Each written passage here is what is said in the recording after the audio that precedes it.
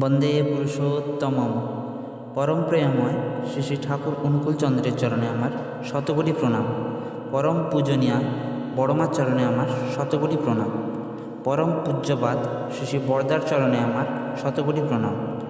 বর্তমান আচার্যদেব শ্রী শ্রী দাদার চরণে আমার শতকোটি প্রণাম।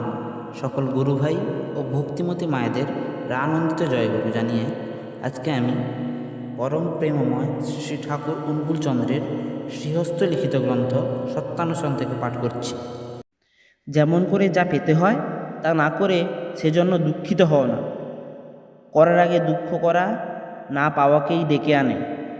পেতে হলেই তা যাই হোক শুনতে হবে তা কি করে পাওয়া যায়, আর ঠিক ঠিক তা করতে হবে।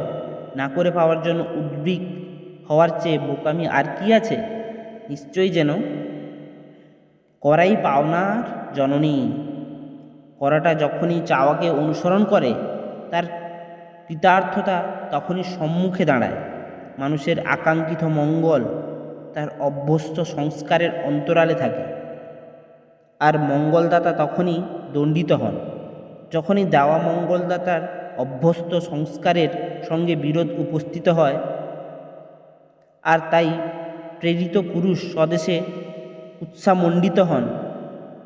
প্রকৃতি তাদের ধিক্কার করে, যারা নাকি প্রত্যক্ষকে অবজ্ঞা বা অগ্রাহ্য করে পরোক্ষকে আলিঙ্গন করে, আর পরোক্ষতা যার প্রত্যক্ষকে রঞ্জিত বা লঞ্ছিত করে, তারাই ফাঁকির অধিকারী হয়।